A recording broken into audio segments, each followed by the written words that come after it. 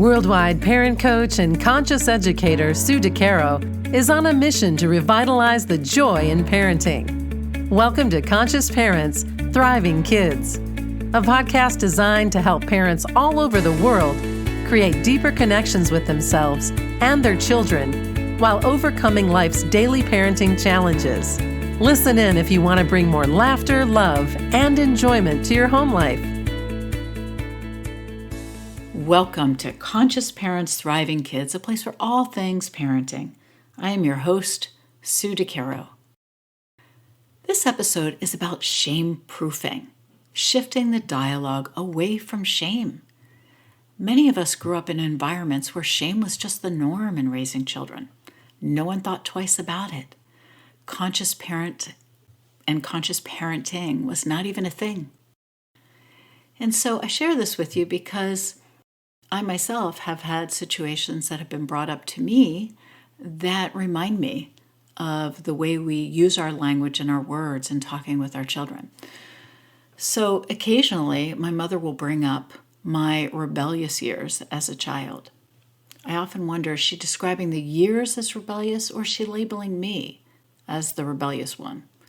And this is the really important question. But at this point in my life, this does not matter in terms of defining who I actually am. I have already done the work on my own journey to live a more conscious and connected life and to be more mindful day in and day out. However, this brings me to an important point about the language that we use when discussing our children or talking with our children. The way we describe and sometimes even shame our children, perhaps unconsciously or unknowingly, can be damaging. When a child is labeled, perhaps the bad kid, the rebellious kid, the one who always finds trouble, etc., they take on the persona to the point where it might even become a self-fulfilling prophecy. I know as a child, many thought that I was the bad kid, the rebel. I may have done rebellious things, but that doesn't make me a bad kid. Or didn't, because I'm no longer a child. So perhaps we are in the throes of trying to get our children to listen or comply as we scream out, "You never listen," or "Why are you so defiant?" That is the question, however, but we need to go about it in a different way. We may want them to listen, but we need to find another way to do it, or say it, or express ourselves. So as we look beneath the behavior, why does my child ignore me? Or why does my child defy me? We might be able to find clues as to why. Perhaps our children are busy or preoccupied or absorbed in something. And maybe they don't even hear us. Screaming does not change that. I know many of us think it does. The louder we scream, maybe the more they'll hear us, but it's not always the case. They're not paying attention. They're busy, absorbed in their own life, just as we are in ours.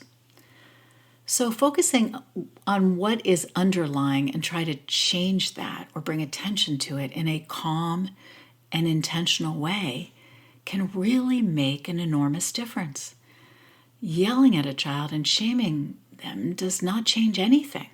It doesn't get us anywhere. When we shame by using our words in a negative way, these negative statements and these words seep in and become belief systems for the child and can become held at their core. Trust me, I know. Instead of the shaming process, we can offer the child opportunities to shine. We can help our kids by focusing on their strength and positive qualities so that we can empower them to move in a different direction with things that don't seem to be going well.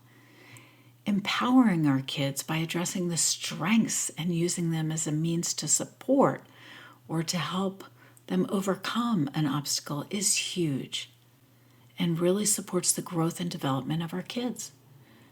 Criticizing our children will not change anything today, but will negatively impact them moving forward.